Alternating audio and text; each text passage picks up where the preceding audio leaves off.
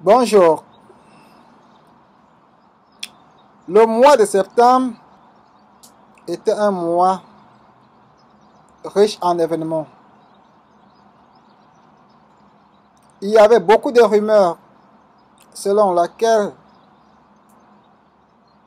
l'Église allait être enlevée au mois de septembre 2015. Rumeurs selon lesquelles Jésus allait revenir au mois de septembre 2015. Rumeurs selon laquelle le mois de septembre 2015 était la fin du monde. Mes chers frères et sœurs, je sais que beaucoup d'entre vous ont été déçus parce que beaucoup attendaient le retour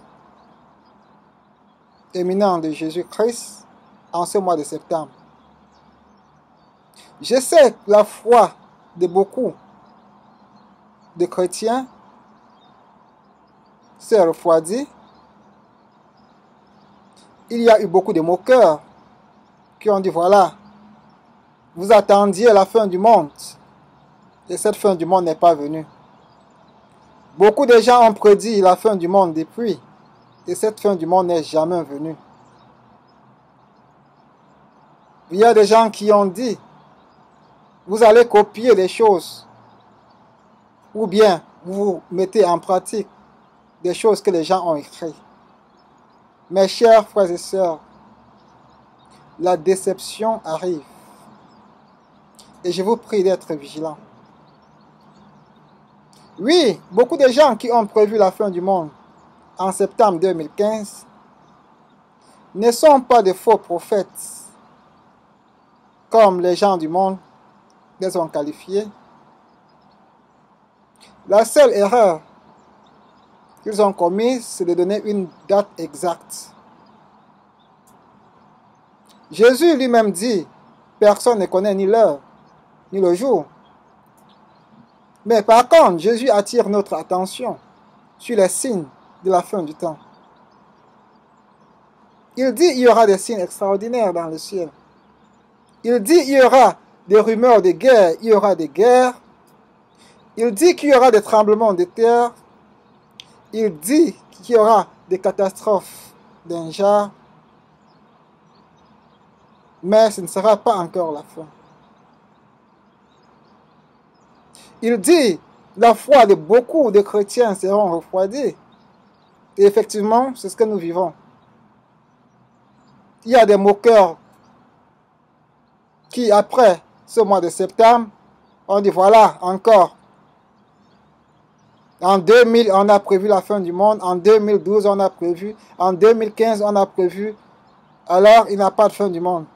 Et directement, beaucoup de chrétiens ont abandonné leur foi. Mes chers frères et sœurs, je vous demande, revenez. Le moment est proche. Jésus revient bientôt. Ne vous trompez pas.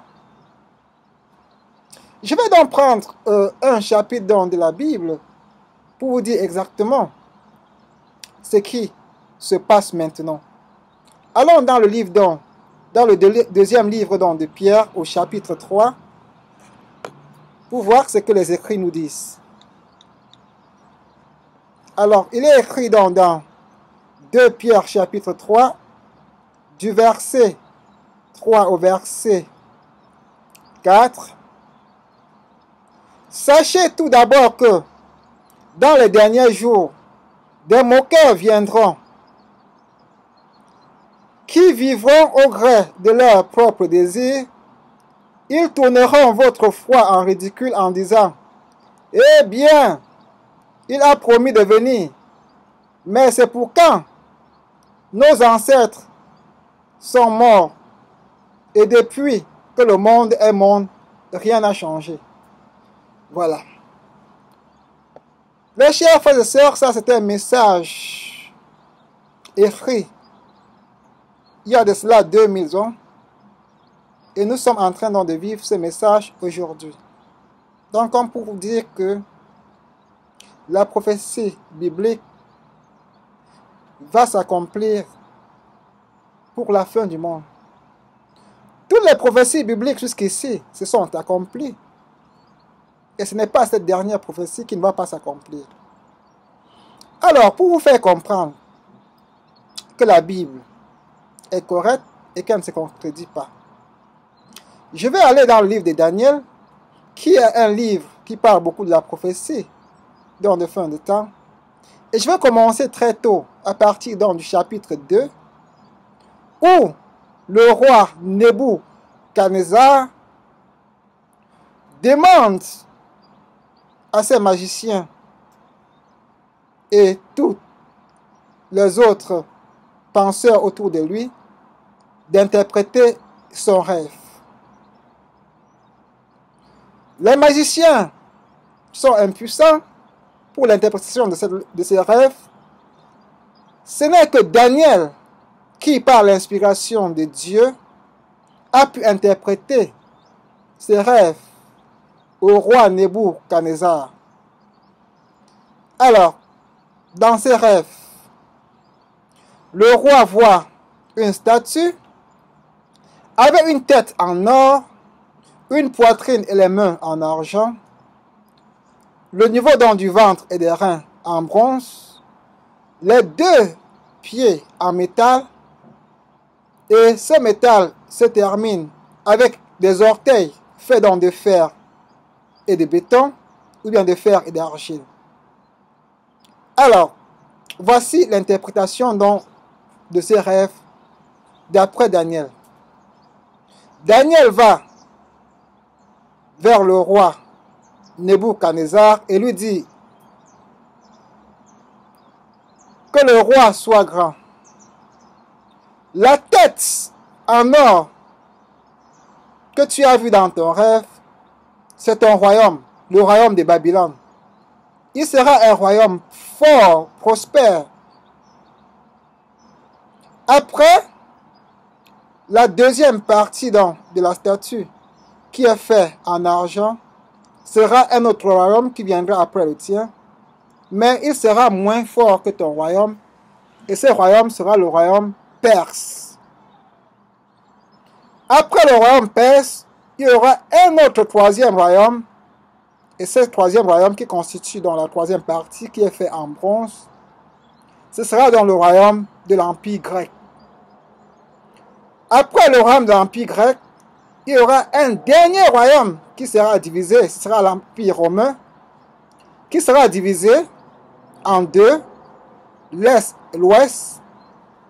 Mais cet empire-là va disparaître et va ressurgir à la fin des temps. Mais quand elle va ressurgir, il y aura donc 10 rois qui vont essayer de reconstituer cet empire, mais il y aura une division. Et cette division-là va s'achever par un caillou qui va venir de nulle part et va frapper à partir des pieds, et tout cet empire-là va se détruire des pieds jusqu'à la tête. Alors ce caillou-là, c'est qui? C'est le Seigneur Jésus. Mes chers frères et sœurs, nous avons vu dans l'histoire que toute cette prophétie s'est accomplie. Il y a l'empire de Babylone qui est passé, il y a l'empire de Perse qui est passé, il y a l'empire grec qui est passé, l'empire romain qui est arrivé et avait disparu par la suite. Alors c'est cet empire-là qui est en train de se reconstituer autour de ce qu'il appelle un monde, un gouvernement, une économie et une religion.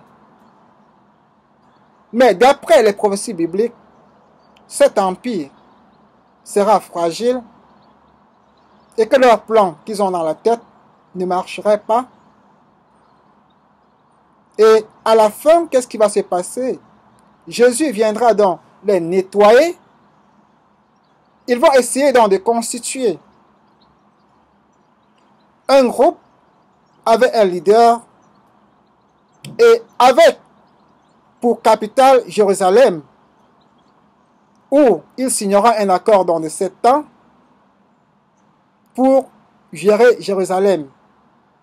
Et cet accord de 7 ans confirmera donc la prophétie de Daniel au chapitre 9, verset 27, où il dit qu'un loin signera un accord dans de 7 ans avec Jérusalem, et à la moitié de cet accord, alors l'Antichrist profanera donc des abominations, et les 3 dernières années et demie seront très difficiles pour tous ceux qui seront sur la terre. C'est exactement ce qui est en train de se passer maintenant, les chers frères et sœurs. Il y a ces leaders-là qui sont en train de se battre pour Jérusalem. Toute cette bataille-là que nous sommes en train de vivre, toutes ces rumeurs de guerre et toutes ces guerres qui sont en train de se passer maintenant, c'est pour la bataille de Jérusalem. Ils veulent mettre sur pied cet empire romain qui est encore ressurgi avec pour capitale Jérusalem. Mais ils ne parviendront pas.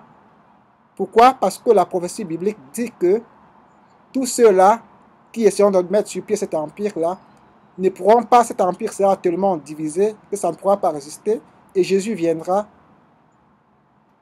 frapper à la fin de 7 années de tribulation. Mes chers frères et sœurs, je comprends votre frustration. Je comprends pourquoi votre foi a diminué. Mais c'est une ruse de l'Antichrist pour vous éloigner de la vérité, pour vous éloigner du Seigneur qui revient bientôt. Je vous interpelle à faire grandir votre foi. Je vous interpelle de continuer. La victoire est proche. Restez forts, restez en Jésus. Et tous ceux qui ne sont pas chrétiens, je vous interpelle de donner votre vie à Jésus. Repentez-vous avant qu'il ne soit trop tard. À partir de maintenant, Jésus peut revenir à tout moment. Le monde est en train de se brûler. Les inondations partout, les volcans, des tremblements de terre, des fréquences 7 et plus. Et ce n'est que le début. Ce sont des signes apocalyptiques. Qu'on ne vous trompe pas. Il y a quelques jours, les gens ont vu dans le ciel chinois une cité mystérieuse, d'après ce qu'ils ont dit dans les médias. Qu'on ne vous trompe pas. Pourquoi? Parce que l'Antichrist va utiliser sa ruse pour décevoir beaucoup de gens. Jésus le dit si bien. Que si on vous dit qu'on l'a vu dans le désert ou quelque part, n'y croyez pas. Soyez vigilants. La façon dont Jésus va revenir sur terre sera telle que personne ne saura que c'est lui. Le ciel s'ébranlera, le soleil s'obscurcira, il y aura un grondement terrible. Donc on n'essaie pas de vous distraire en vous faisant voir des choses dans le ciel et vous faire croire que c'est Jésus. Soyez vigilants,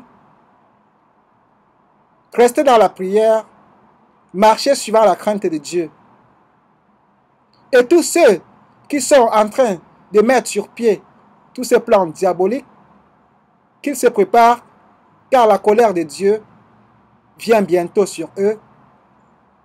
S'ils ne donnent pas leur vie à Jésus, ils brouteront l'herbe comme le roi Nebuchadnezzar l'a fait pendant son règne. Vous pouvez le vérifier dans le livre de Daniel au chapitre 4. Chers frères et sœurs, restez dans l'amour du Christ. Soyez plus forts que jamais, parce que bientôt sera notre victoire. Jésus revient bientôt. Le temps est proche. Que l'ennemi ne vous distrait pas, qu'il ne vous détourne pas. Soyez forts, mes chers frères et sœurs. Repentez-vous, tous ceux-là qui ne sont pas encore avec Jésus. Amen. Que le Seigneur vous bénisse.